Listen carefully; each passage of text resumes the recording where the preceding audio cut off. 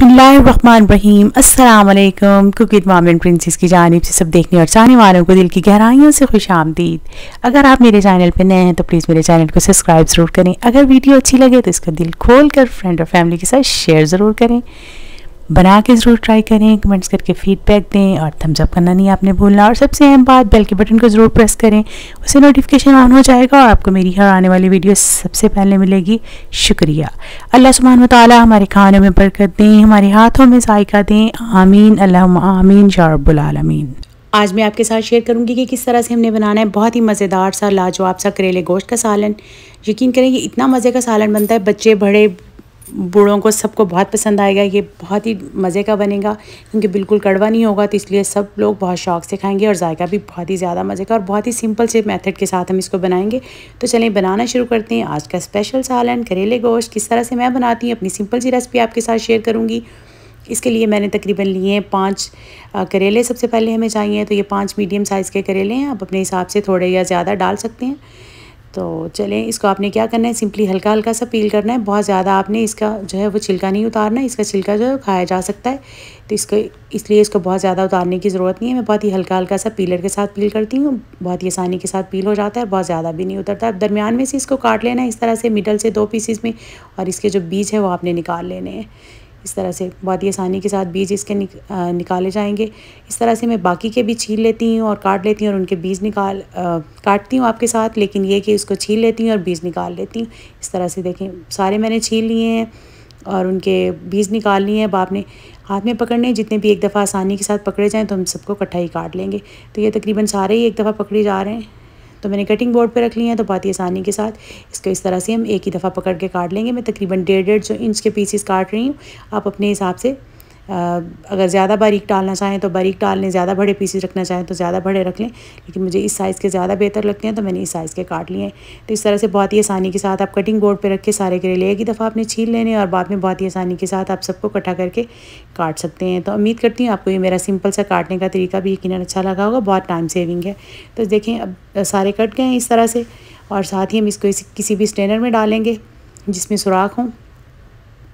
इस तरह से स्ट्रेनर में डाल दिया है और इसके बाद हम क्या करेंगे, इसको लगाएंगे नमक, जिससे ये कि बिल्कुल ये कड़वे नहीं रहेंगे और बहुत ही मज़े के बनेंगे।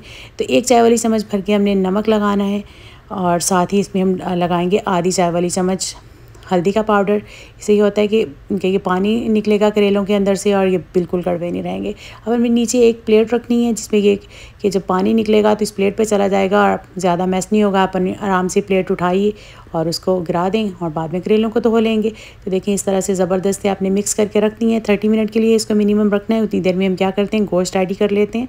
तो देखिए, मेरे पास ये गोश्त है, बकरे का है, हड्डी वाला है, मिक्स है। इसमें हड्डी वाला भी है और बगैर हड्डी के भी है। आप चाहें तो बीफ में बना सकते हैं, मटन में बना सकते हैं, जिस तरह से आपको पसंद हो, लेकिन मैंने इसके लिए मीट लिया है, मटन लिया है। तो चलें, अब ये इसको अच्छे से धो लिया और मैंने इसको पतीले में डाल दिया। इसको कुकर में बना रही हूँ, लेकिन आप चाहें तो इसको पतीले में बना सकते हैं, कुकर में बनाना कोई ज़रूरी नहीं है। बेसिकली हमने गलाना है मीट को। तो चलें, एक मैंने मीडियम साइज़ का टमाटर लिया है, सब चीज़ें धोई हुई हैं, धोने के बाद मैंने काटा है तो उसको इस तरह रफली चॉप कर लिया है। साथ ही 8 से 10 लहसुन के जवे हैं और 2 मीडियम साइज़ के प्याज हैं।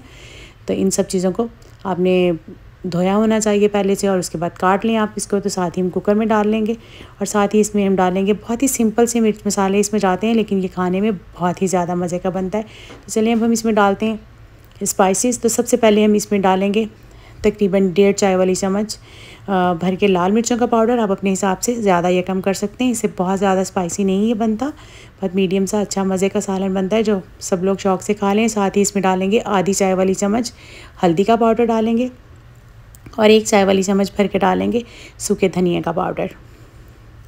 और साथ ही इसमें ऐड करेंगे नमक आपने अपने जायके के हिसाब से ऐड करना है। मैं इसमें तकरीबन 1.5 चाय वाली चम्मच ऐड करूँगी। हमने करेलों को भी लगाया, लेकिन वो तो धो के निकल जाएगा। 1 मैंने बड़ी इलायची ऐड की है, 1 दालचीनी का टुकड़ा ऐड किया है, 4 से 5 जो हैं वो लौंग ऐड किए हैं। और अब हमें इसमें पानी डालना है तकरीबन 1.5 कप, क्योंकि कुकर में बहुत ज़्यादा पानी डालने की ज़रूरत नहीं है। तो हमने इसको तकरीबन 85% तक गला लेना है। तो 1.5 कप पानी इतना है कि बाद में हमें ड्राई नहीं करना पड़ेगा। तो अब हम इसको कवर करके पकाएंगे जब तक ये गल जाएगा। इसको वेट देंगे तकरीबन 10 मिनट के लिए। अच्छे से आपने सिंपली मिक्स कर लेना है और देखिए, बहुत ज़्यादा पानी नहीं डाला क्योंकि बाद में आपको फिर ड्राई करना पड़ेगा। तो हमने इसको ढक्कन दे के इसको आपने अपने हिसाब से गला लेना है। जितनी देर तक जो गोश्त आप बनाते हैं जितनी देर में उगलता है, तकरीबन इसको 10 मिनट लगेंगे गलाते हुए। साथ ही देखें 30 मिनट के बाद करेलों को मैंने इस तरह से धो लिया है और आपने इसको थोड़ा ड्राई कर लेना है। अब ऑयल रख दिया है गर्म करने के लिए। आपने इसको हाथ से ऐसे जेंटली दबाना है ताकि इसके अंदर जो पानी है वो निकल जाए। उतनी देर में ऑयल जो है हमारा अच्छे से गर्म हो जाएगा। तो करेलों को आपने इस तरह से दबा के उनका निचोड़ के पानी निकाल लेना है। तकरीबन 1 कप मैंने ऑयल लिया है, तो ये पूरा ऑयल जो है हमने एक्स्ट्रा बहुत ज़्यादा ऑयल डालने की ज़रूरत नहीं है। ऑयल अच्छे से हमारा गर्म हो गया है। साथ ही इस तरह से हम सारे करेले ड्राई करके इसमें डाल देंगे। एक ही दफ़ा में ये सारे फ्राई कर लेंगे।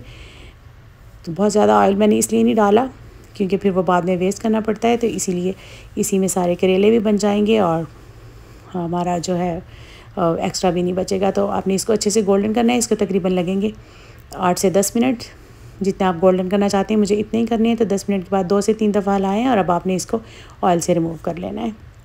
किसी भी प्लेट में निकाल के आपने साइड पे रख देना है। अब इसी ऑयल के अंदर हम क्या करेंगे, मैंने लिया है 1 प्याज है मेरे पास, चम्मच को निकाल के साइड पे रख लेते हैं।